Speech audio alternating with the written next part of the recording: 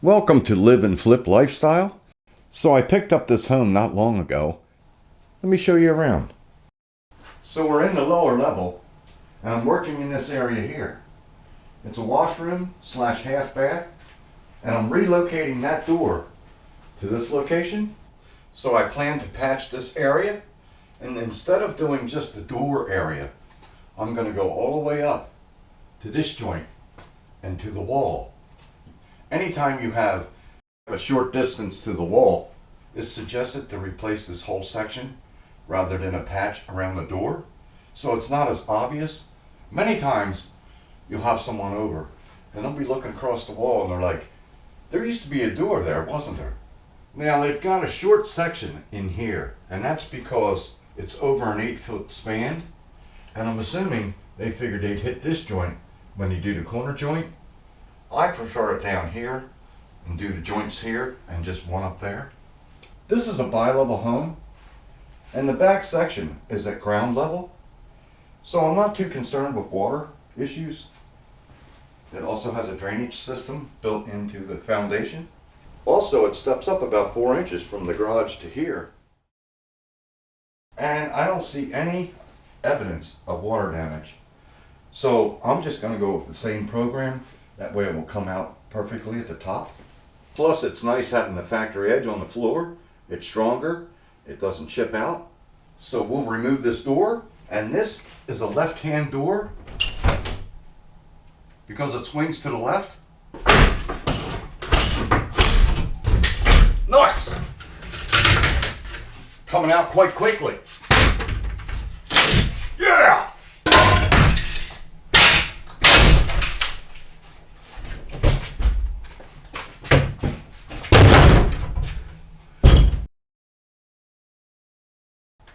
Line up with the edge, get it level, scar it.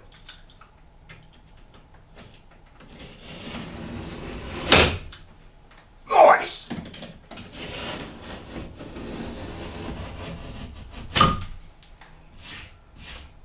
I need to cut this the whole way through because you got 2x4s behind it.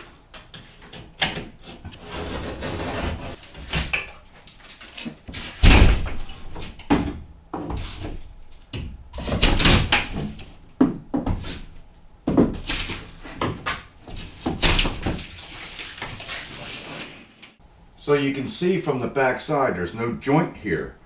So that was an 8-foot sheet turned upward, and then they had a short piece in there.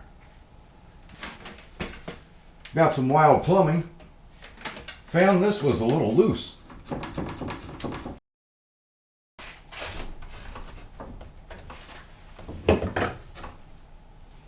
So this area is going to need a little attention. I will be relocating this sink to the garage before I tear this out.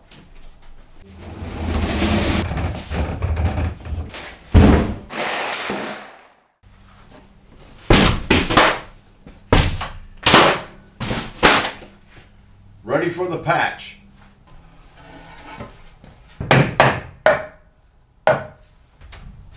Now we're ready for the patch. Here's the patch. Ready for mud work. Got a little carried away with the screws. I had a little trouble here in this area. The 2x4 behind it was bowed and they were pulling through, so I had to do a little bit of spacing behind there before it would pull tight. And then I installed this strip to give a finished look against the block wall. I replaced a portion of this top section.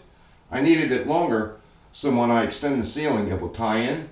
And when I was fastening this, I realized it's upside down, needs to be turned around, although it will still work.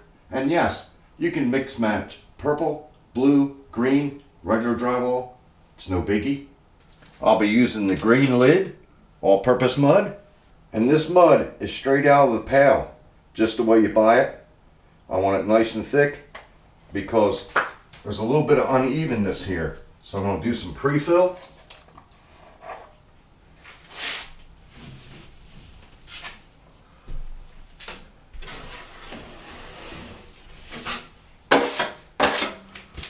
So I'm a little high here and a little low there. So just stay flat on this side and it will fill. And then it's ready for tape. Hit all these screws while I'm at it. Since the mud's thick, it won't shrink as much.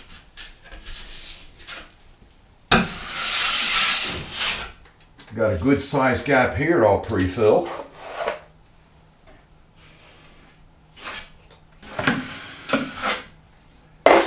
I'm going to have to remove those screws. I have a backing in there. Forgot all about that. Here's the drywall backing. It's screwed in and it's glued. So when the glue dries, I'll remove the screws. You don't really need this backing. It just prevents mud from oozing through into this wall cavity. All pre-filled, ready for tape. So I've thinned down the mud a little bit, and you want it real thin. If you don't have it thin, you'll get lumps in your tape. It's also a bit sloppy, but it smooths out real nice.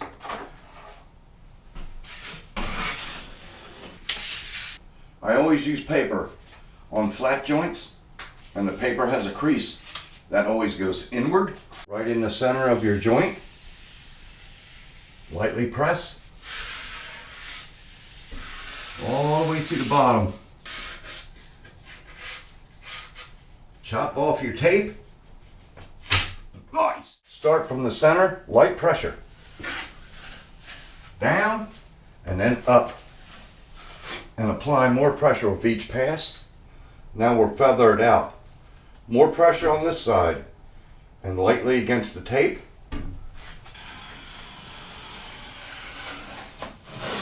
Same here, more pressure. Lay your knife on the tape.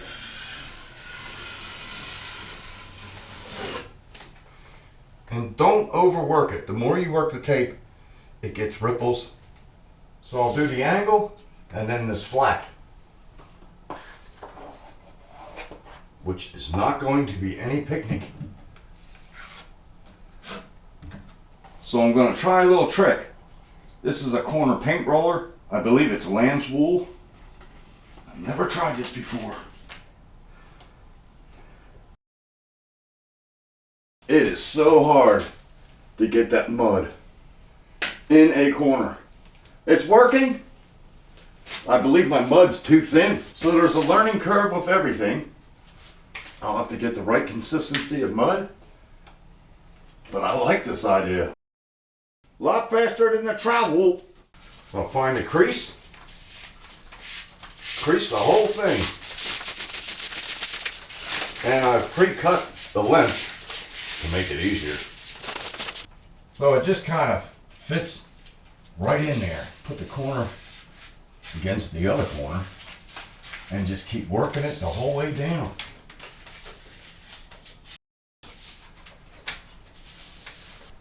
Just gently ride against that corner. Light pressure. Work both directions the whole way and then do the top.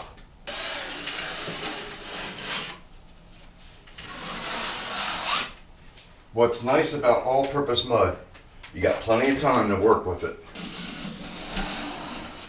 And you don't want to see any edges lifting.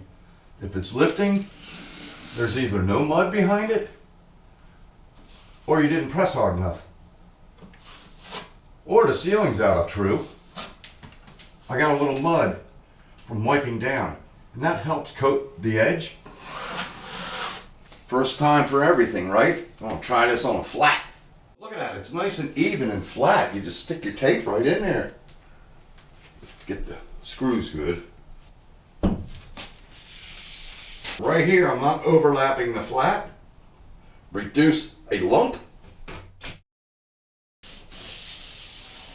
I'm going to hold it so it doesn't move. All right.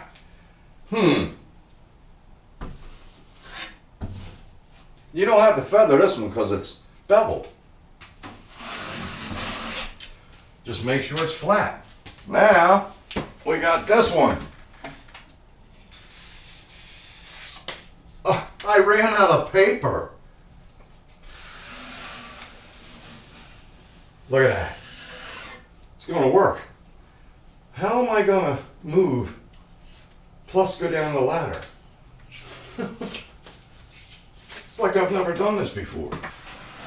Usually I pre-measure my tape, cut it beforehand.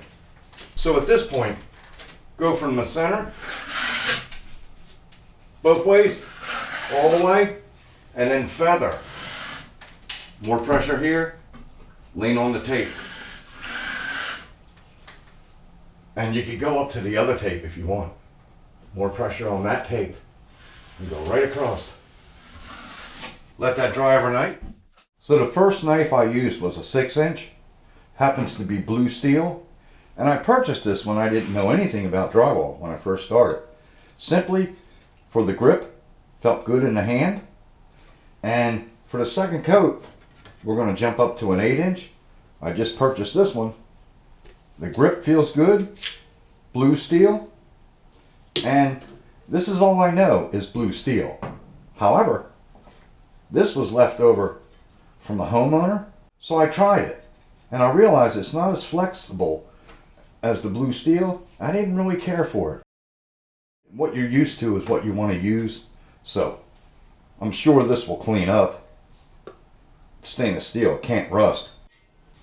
These rust and pit a little bit, however the edge seems to stay good. I'm very pleased with it. After I use it, I simply lightly dry it, and it stays just like that. This being a new knife might change the game. So, second coat,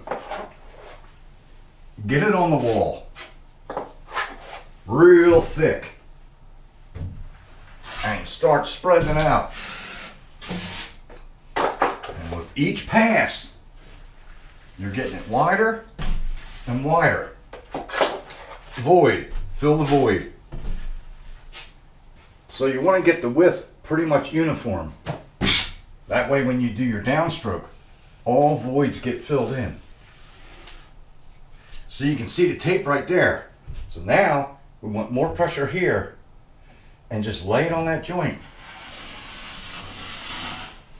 And that fills that area so we don't have a hump. Now I'm just sharing how I go about it. And I watch a lot of other YouTube videos, and it's really helped improve my work. I get tips from the drywall doctor, tips from Vancouver carpenter. You ever see when they go like this and they bring it down to the bottom? All they're doing is getting mud on the end of their knife. So it ain't so piled up at the very end. So this top joint, I'm getting from the top of the corner and right past the other joint. We're doing 2 in 1.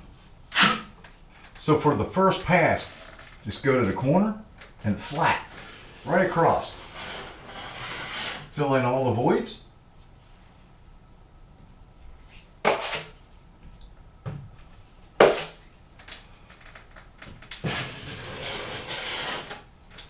Then, more pressure here and feather the bottom edge.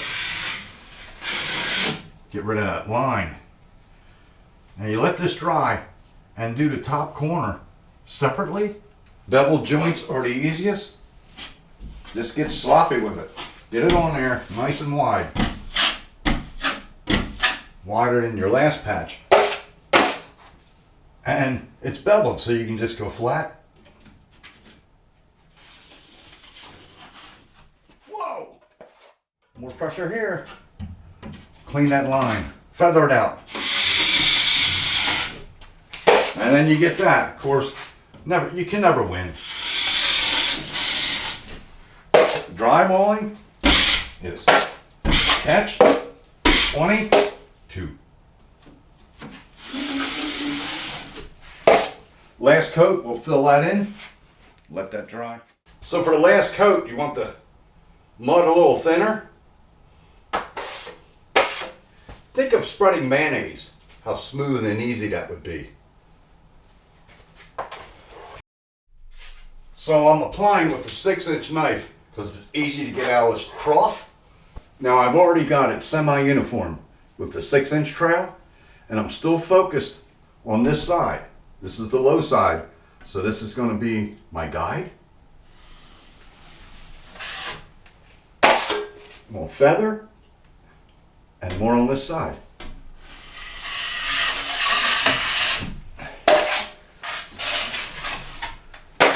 And then feather this side. More weight on this side. Not bad. And one real light pass across the center. Nice!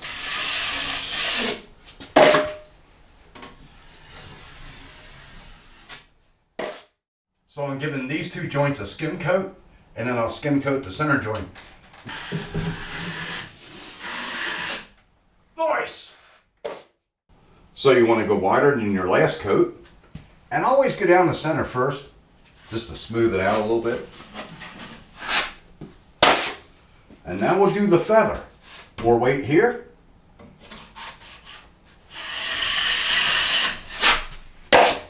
Overlapping that joint.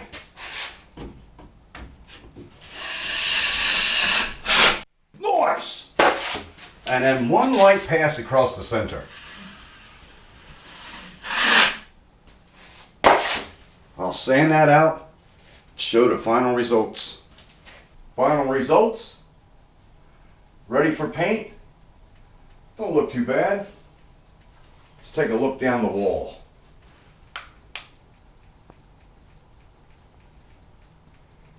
You know what? I don't really see anything. Maybe I need a fluorescent light.